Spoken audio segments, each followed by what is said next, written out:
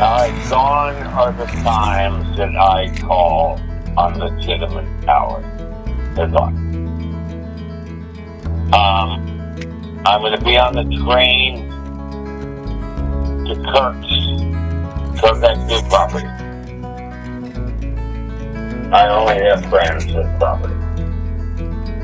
I have no property.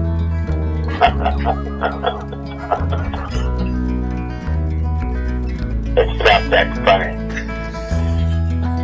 I love you. So, we'll talk at my earliest convenience. Saturday, 3:09 a.m.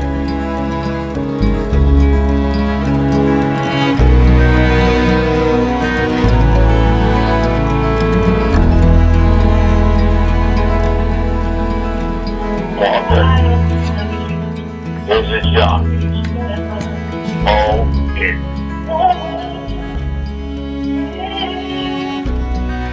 Alright.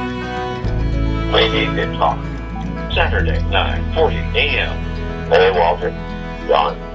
Alright, well, you call me back if you have a moment. I'm thinking very seriously about getting on a train. Message deleted. Saturday, 10:25 a.m. Hey, Walt. John. Hey, so, I don't know if you're around, but I have reservations, and it would be there at 5 o'clock in the morning on Saturday. Message deleted. Saturday, 10:25 a.m. Hey, Walt. We've come to a final agreement. No, I'm talking on the phone, just be quiet. Alright, so I'm on the train on the 2nd of December. And I'm on a 15-day pass. I stop in Omaha if you're available. Otherwise, I go to Chicago. So let me know if you're back in town. You're my best friend. Okay. Good. I can run away. Riding that train. Message deleted. Sunday, 10:20 a.m. Well.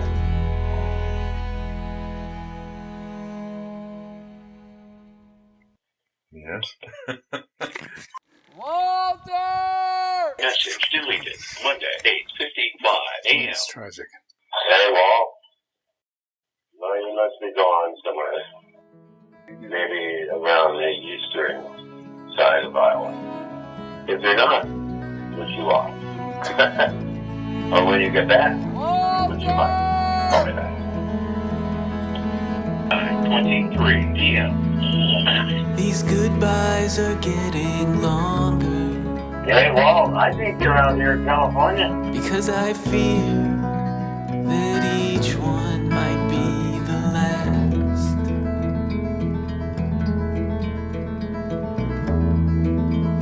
If the sun will rise tomorrow,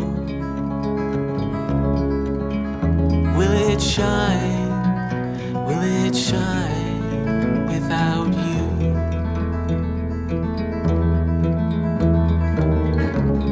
But here in these loving arms, I'm much more than I used to be.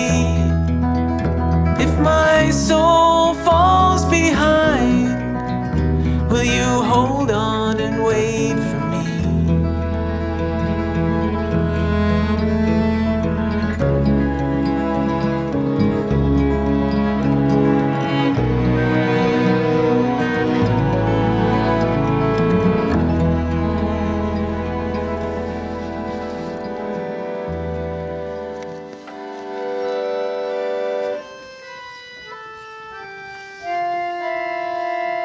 See, this thing isn't in tune, right?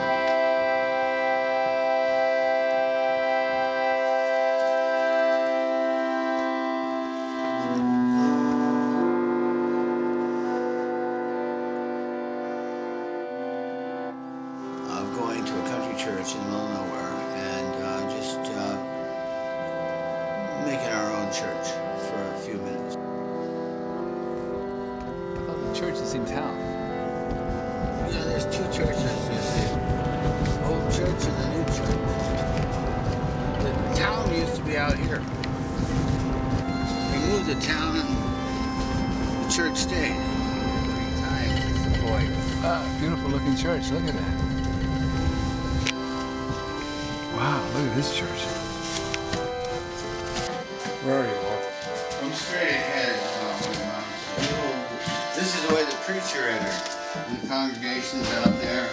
The crowd is waiting. How are you going to play the machine when you can't see the keys?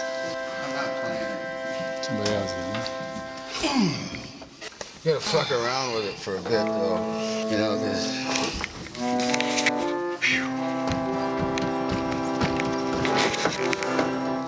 Lewis.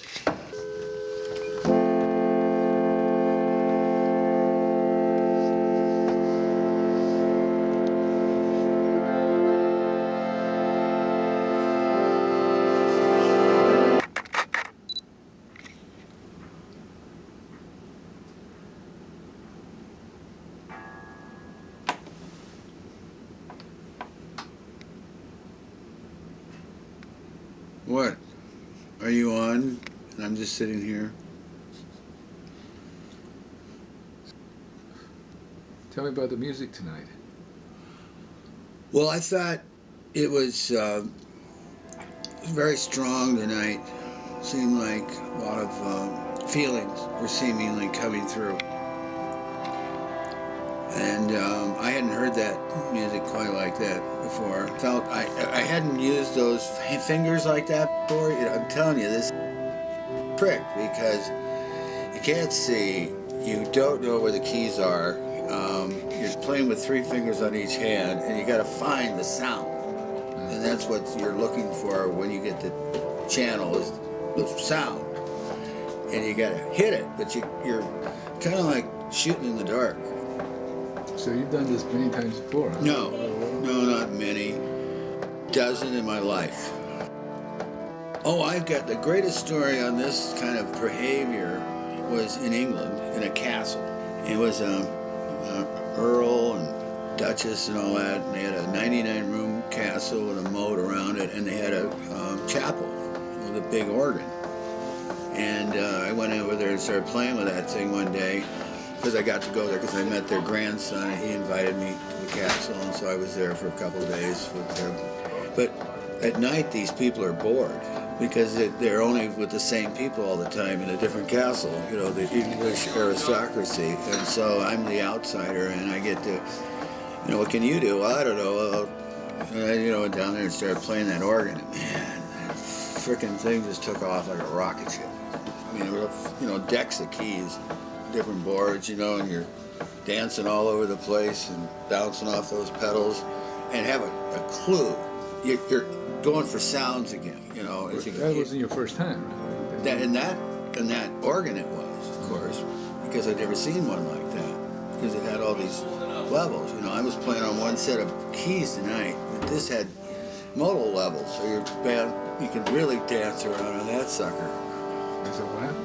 No, they invited their friends, So and they advertised it and had me play it. Had a performance actually. Never knew I didn't know how to play. It really worked out. They're like children, these aristocracy, you know. They just go from one setting to another setting, you know, and have an agenda, and they visit each other, and then they come back, and they don't have nothing to do, you know. And so if somebody comes along that's new, you know, you kind of save the day for them.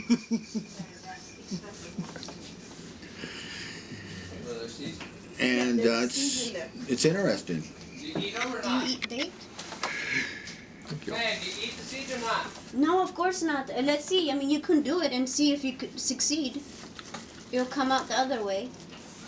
There's seeds in them.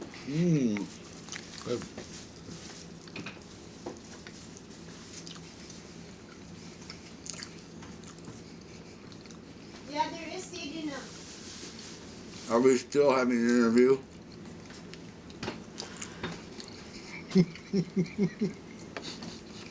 What? Oh, you're laughing at. Laughing with love you.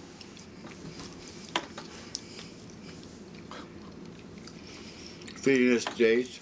Hey, I have to have food, so I'm just sharing, make sure that I know. I'm not I'm doing telling it you, by this is myself. the most insane thing it is You now. telling me? Jeez. 9:30 and there's people coming here to cook dinner. Jesus Christ! I hope it's cooked when he brings it. Wow, you made it! I can't believe it. Oh, how's the troublemaker? Oh, you cracked my back. Holy smokes.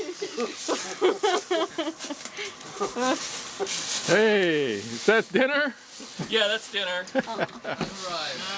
Do you want Wow. Iris is about 45 minutes away or so. Is he? Okay. Well, here, let me get this thing in here. Yeah. It's a box full of roofies. That's what it is. Ryan, do you know what that Yes. is? See, Andrea, I don't know. She's becoming more tolerant by the day.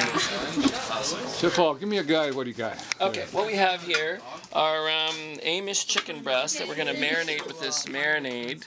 Herb, garlic. Is this one of the ones we found? No, I bought this one. 30-minute marinade. Then we have smoked turkey. And then we have tri-tip, which is a part of the sirloin. It's the best for roasting. Then we have some sort of hot dog here. Italian sausage. And we're going to grill them all, and then we're going to grill these vegetables. This has a teriyaki sauce on the meat. What else do we have? We have organic. So, Walter, how does this all happen here? Well, you know, Oh, good. the truth, which we all want, is that Chef Paul? people need each Yeah. other.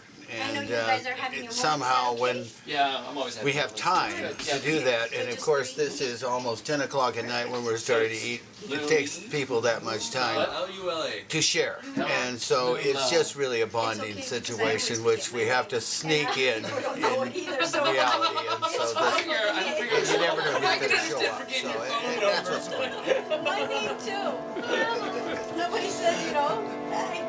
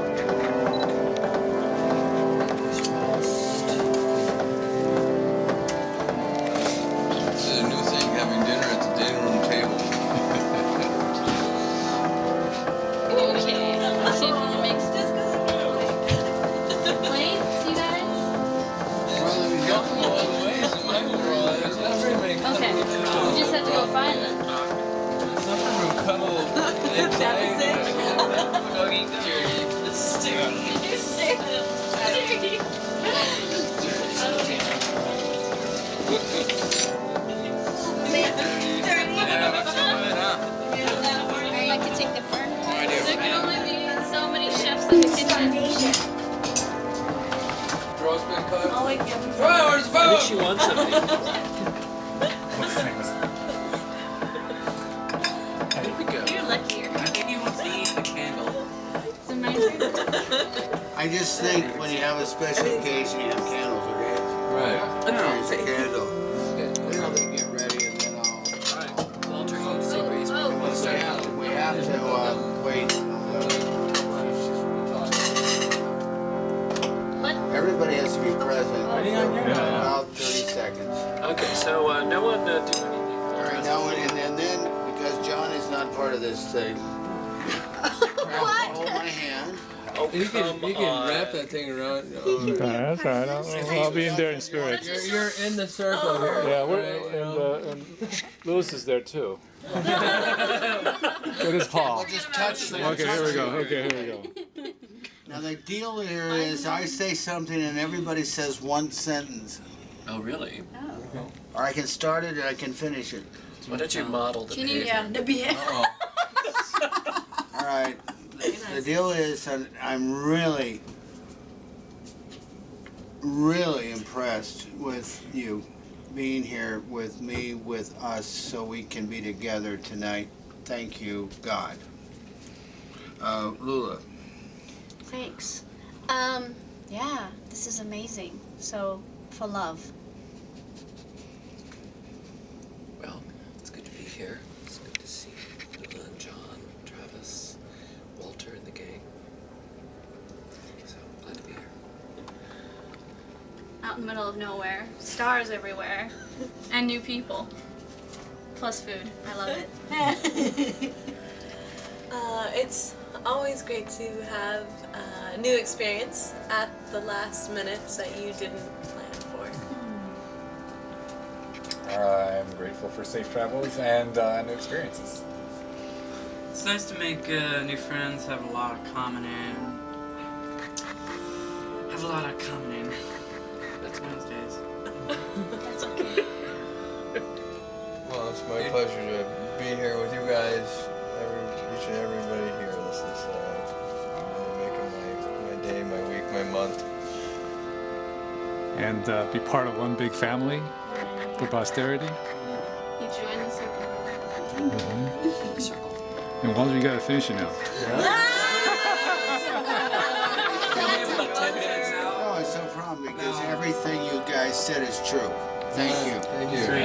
Thank you. Sure. Good food, good meat, good God loves you. So what can we get for you? Oh, I don't know. Walk around. Is that okay? What's that one movie? Tony was obsessed with it. It was like the Italian chef and the two brothers. You mean and I think they were having budget problems. Yeah, what time is it, by the way? You just loved it. It's midnight? The time has changed. That's right. And then we got an extra hour. This is exactly, we hit the extra hour. So we get the extra hour right now? Right Yeah, now. right now. It's like- Right now. Isn't An that? hour earlier. It was an hour ago. We'll do a Well, quiz over this every We night. just went back in time. Tomorrow. That's right. We And the gained food's still done. Totally. turkey leg. Lewis. You know, this is funny because I will. I can't That's the even thing. pick I'm up so hungry, it's not even funny. Oh gosh. Yeah, Lewis Okay, is there we using all self-control he had. go. That is You a want joke about the such things. Landon? I literally thought he was like, oh, and if you don't like what's right here, you can have hot dogs. Yeah, another McDonald's. Bratwurst or Yeah. something. That'd be good to go. There was this big freeway. Well, there's no stoplights or anything, just cars. And my mom said, we're all gonna hold each other's hand and we're gonna die together because we lost hope, because that was it. If we didn't make it, then there was nothing. And finally we did make it, and we came to Oakland, California. We didn't speak English or didn't know anything about the culture. We didn't know nothing, literally. How old were you at the time? 12, and it'd be more like 82. Yeah, that's okay. I get to fool people into thinking No, that I have a lot of you do. You do. It's enough. It is. It's pretty fun. Oh, it's so nice. Did you straighten the top? Sorry, dude, but I will take that from you. Thank you. And I drive. Oh, no. I just towel dry, put gel in it, and then walk out the door.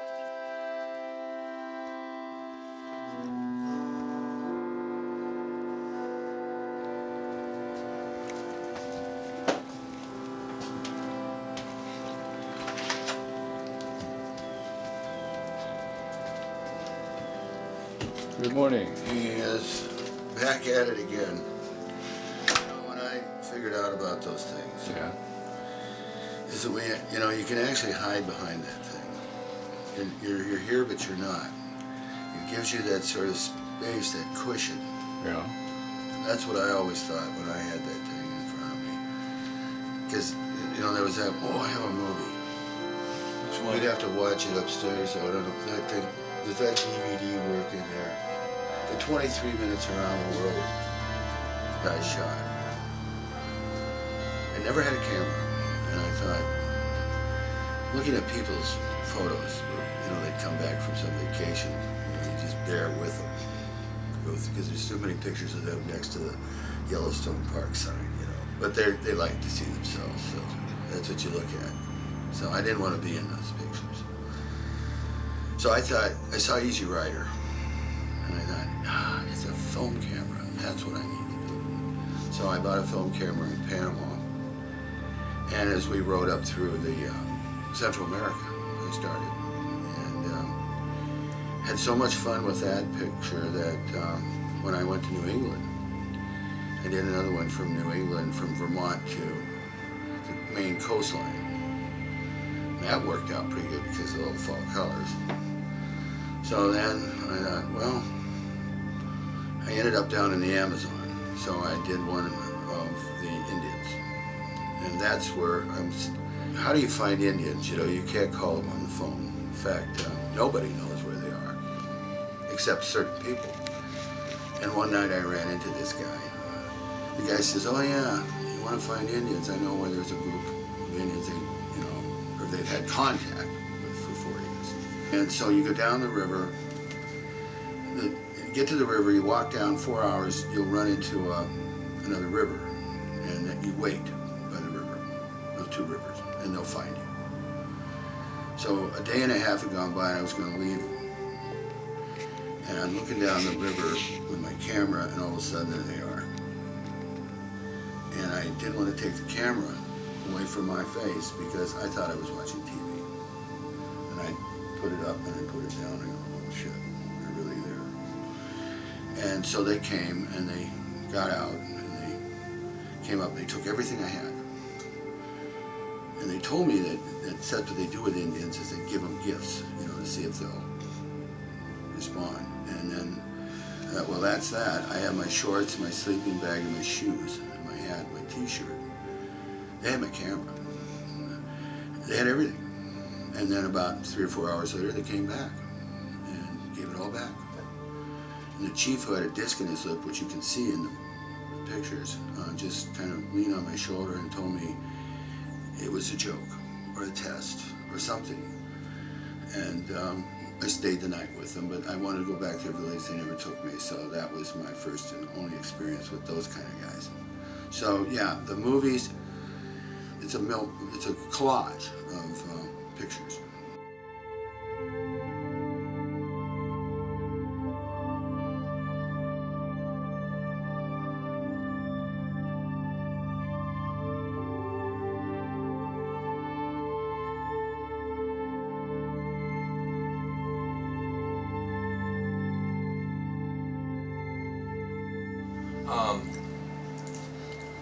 So in the time that I've known Walter, you know, I thought he was full of crap initially. I mean, I really did. I was, no way could he have done all this stuff. Oh, I didn't. What is he doing, you know?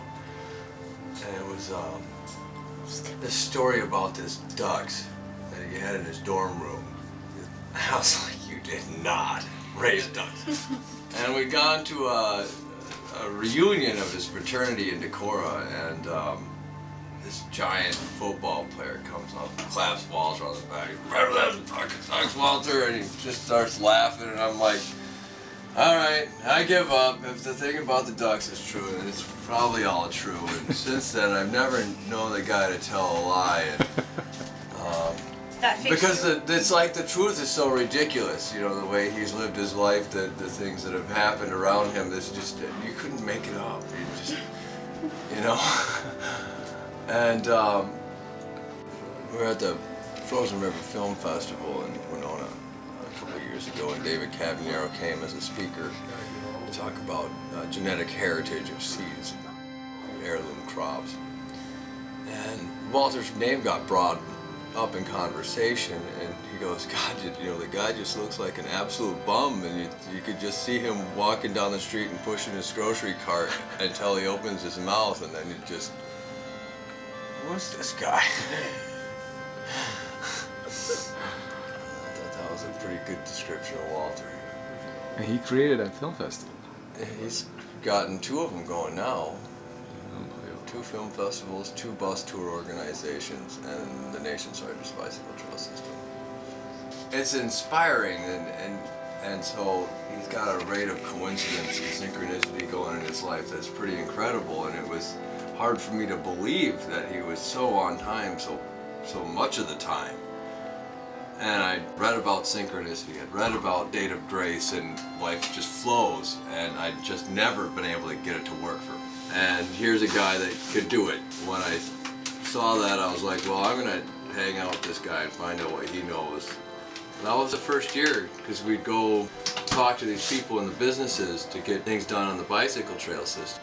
And then we just go, and we have to go to the dentist's office. Well, do we have an appointment? Nope, no appointment. Okay, you know. And so we show up at the dentist's office, and right as we walk in, the dude comes walking down the hallway, you know, just got done with one client, on his way to another, and has time to talk. Okay, so that's, you know, that by itself is not that big a deal. But then these types of things would continuously occur. Everywhere we went, he never made an appointment. He just showed up, and they were always there. It was like, okay, you know, after the 5th and 6th time this starts happening, you go, all right, now this is really starting to get fishy. And then the 10th and the 15th and the 20th time this stuff kind of happens, and you go, there's something to this. And then the 30th, the 40th, the 50th, you just shrug your shoulders, ah, hell, it's Walter, you know? So after 11 years, have you figured out the trick? Yeah, it really is. It's about like an internal clock. You can kind of feel the energy around. Every once in a while, you just get this idea pops in your head. And it's like, I gotta do this right now. And you just do it. And then somehow it turns out. And if you gotta get rid of your expectations, you know, this, you know, the planning, the over-planning, the over-worrying. You can tie yourself in a knot, and all that stress, it takes you out of your time. I mean, because everything should, you know, theoretically just work, you know, if you're in a state of grace. And my timing's gotten a lot better, and getting into the flow, you know, that you know, if you say you're going to do something, do it. If you're just being honest to yourself and the people around you, you know, it just says, you know, call so-and-so, and you just happen to call so-and-so, and they just had the most traumatic thing happen, or the most exciting thing happen. You never know. Look at you, Walter. Baby! Wow! This is a rare occasion, Walter getting dressed up to go to church.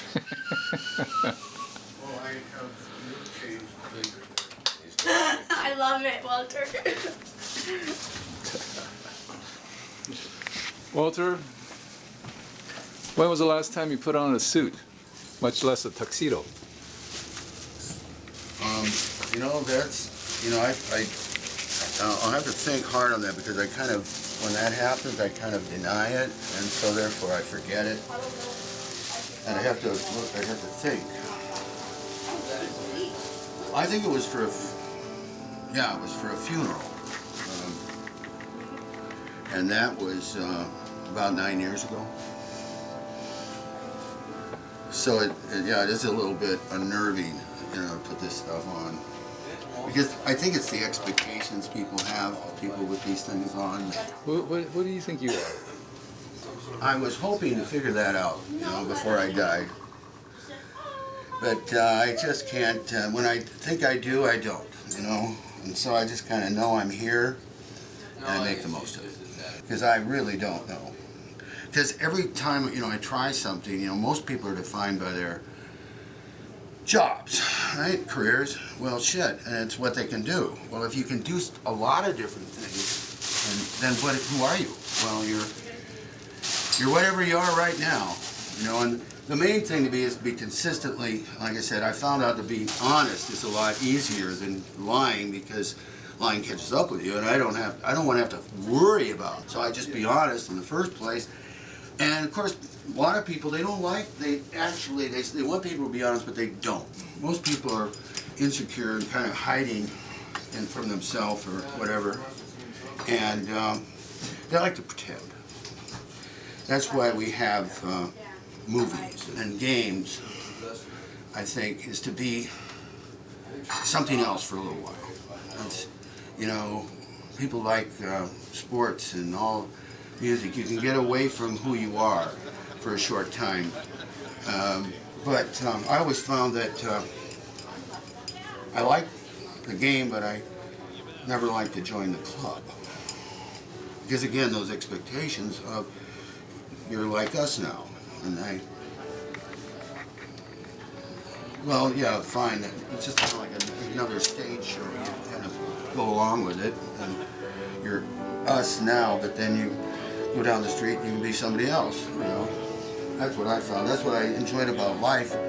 And travel was the fact that you could play many roles, depending on the situations that you encountered, so you could be many people in one. And I enjoyed that a lot.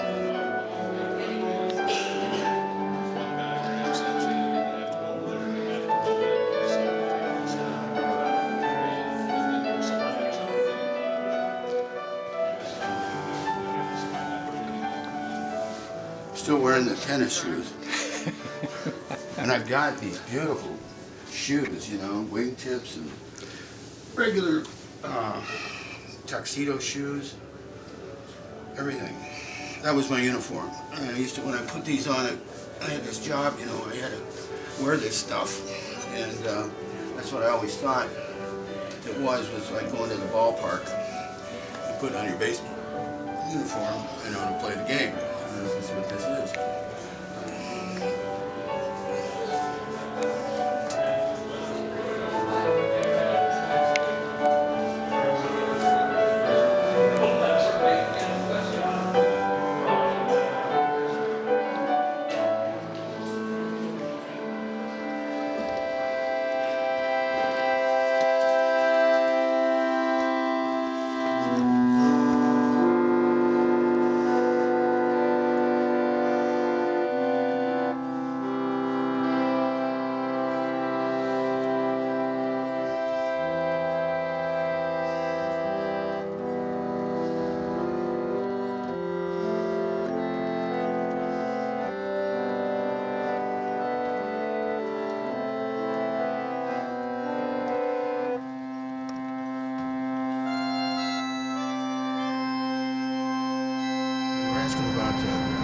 Growing up in a small town, the relationships that you can develop because of the proximity and you're always together, the family kind of lifestyle that you know overlaps there, you never lose that. You have this network for the rest of your life. That's what's enabled me to go away and come back and not lose a beat, is because these people were here to take care of what I did, which was everything. And the fact that they've done it and been that loyal, and how many years is this now? 40. Oh my God, you know? Without a contract.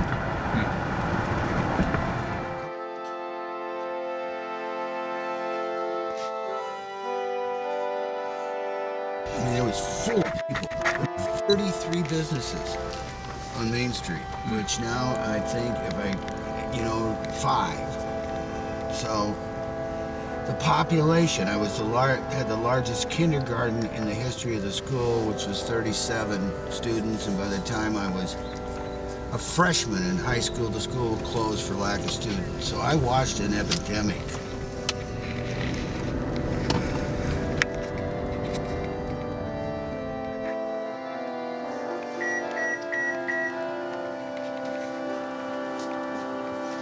So anyway, what I was saying before, and I'll just say it again, is this, you can see this network around me, can't you?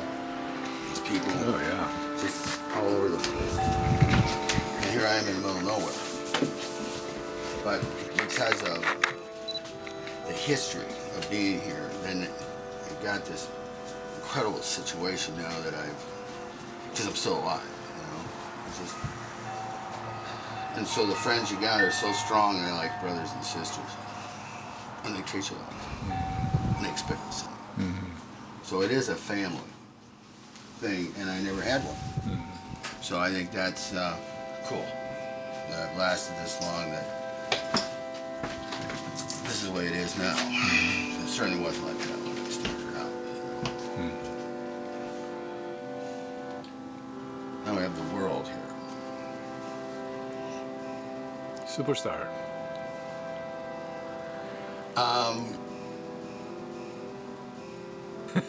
You know, the thing about it is that, what was I going to say?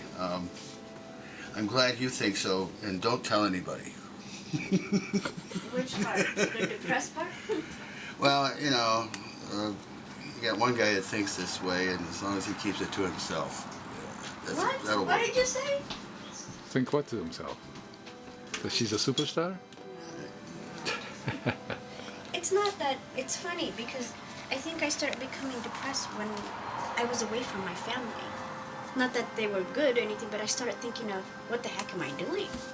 Where am I? Who am I? What does this all mean? I've never asked those kind of questions before.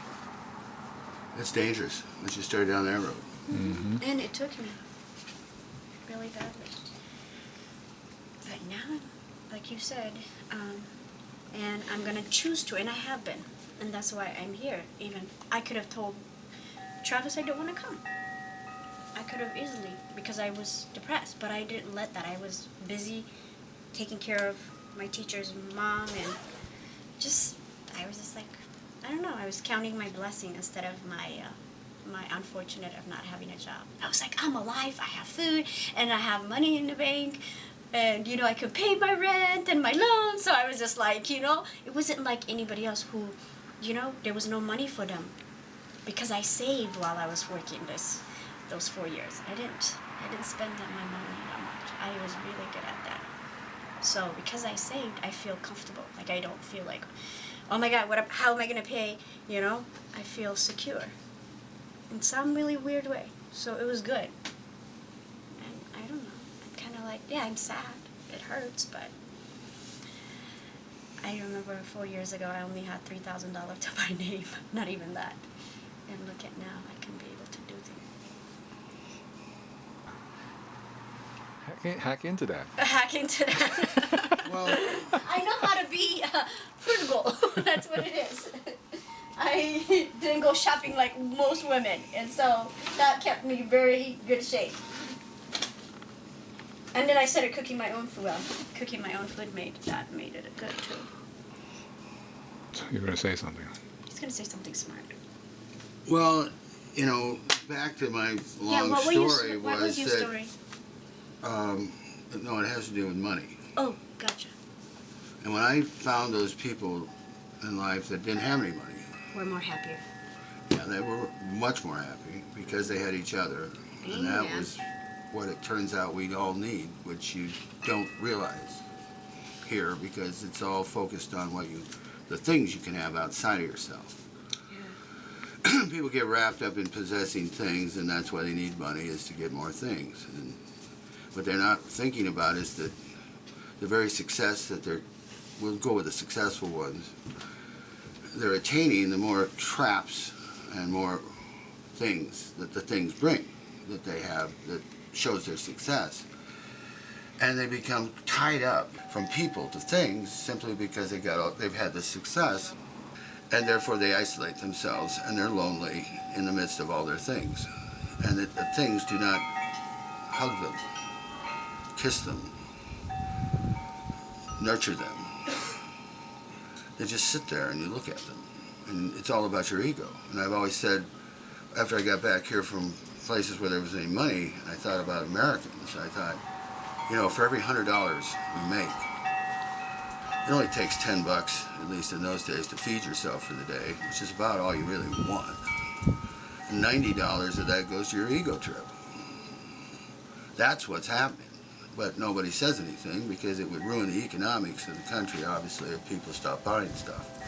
So no one talks like that. So we're trapped because of our success. What an irony.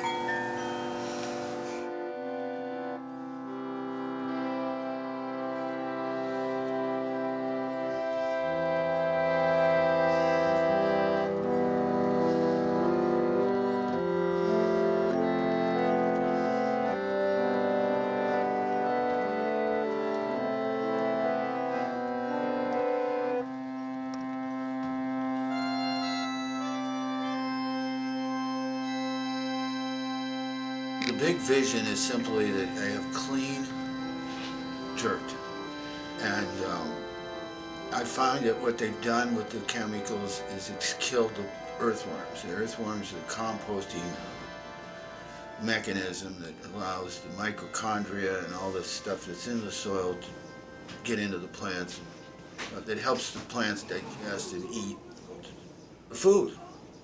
And that's what the dirt, and that's where all the minerals and vitamins and all that stuff goes through the dirt, actually, into the plant, into the animal, into us. So if you screw up the first part, you're not getting anything. You're imagining you're eating. And that's, if you just look at people in this country, you can see it everywhere. It's rampant, the breakdown of the body.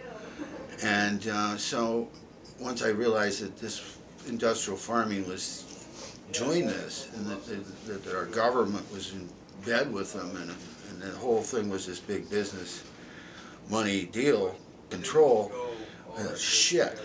The way that large farms are out in this, taking over the Midwest, have completely reduced the population and the social life and the root system of agricultural people, which are very important in a society, to tie the society to the land. Which is, we keep thinking we are so smart in life that we can intellectually get somewhere. Well, you're not getting anywhere without your health. And the fact that we've compromised that. So all I'm really setting out to do as far as goals is simply to clean the land up and grow things that are healthy and real. Share that then with people. That's all I can do at this point. And so that's what I'm doing. And what kind of crops, what kind of animals, I'm not sure about that yet. It really depends on the market, and it depends on who I get to work with me who care about the same thing, like-minded people. And it's an opportunity for all of us who think like this to work together. And this is what I want to do. So that's basically what I'm thinking about.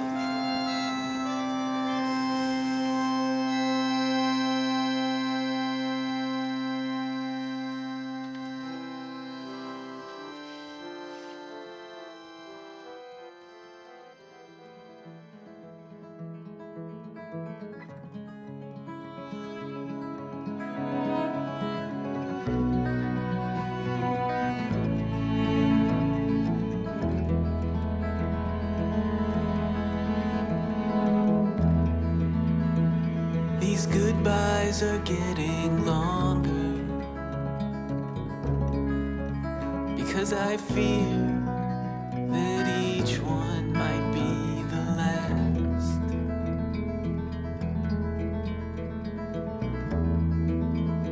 If the sun will rise tomorrow, will it shine? Will it shine without you?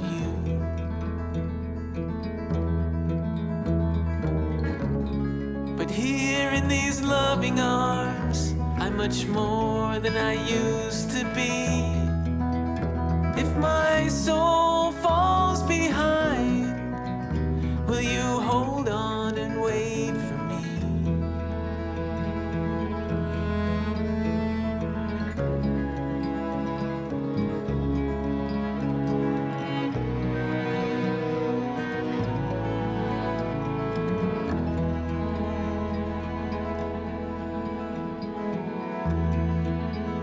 When we stare at the moon together,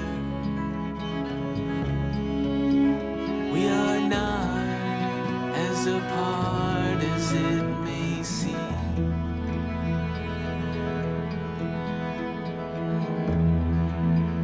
And if time will come between us, will the leaves be changing too?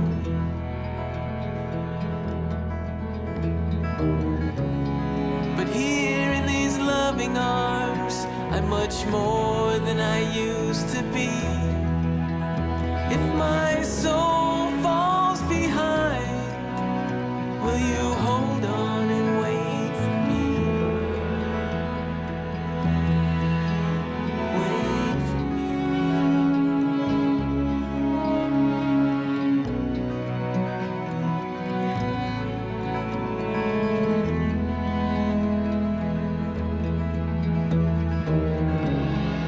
Here in these loving arms, I'm much more than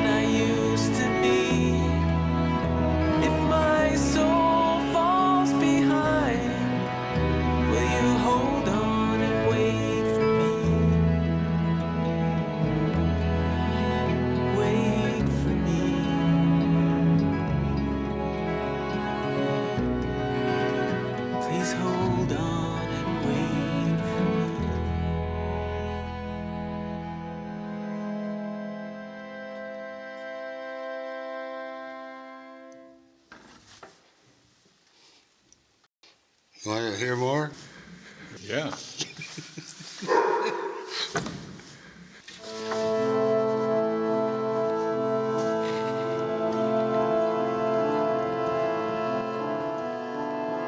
Monday was when we found out that Walt was missing.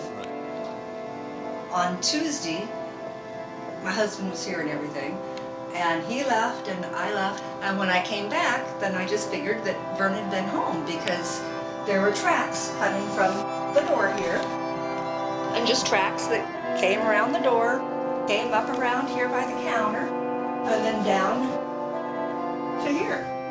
And, you know, it's just, you know, tracks that someone makes. And I went and I swept it up, and there was a lot of sand in it. So I swept it up, and then there were still the prints left. So then I scrubbed the floor because of the prints. When I went back to the bathroom, and the same thing in there, and I didn't think anything of it because my husband's not one for taking off his boots. Then there were just prints coming in here, and I swept up a bunch of sand in here too.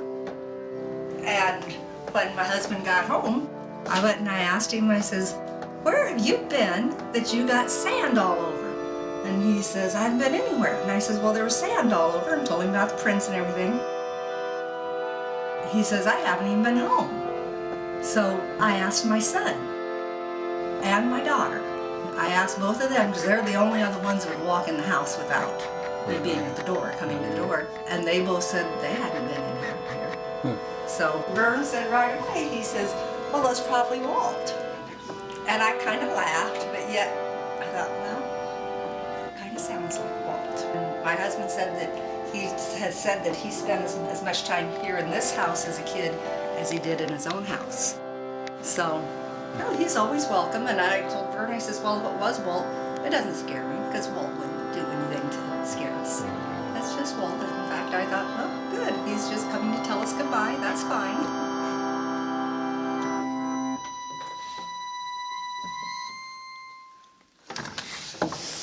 Nice.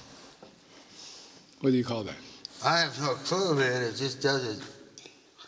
I just sit here.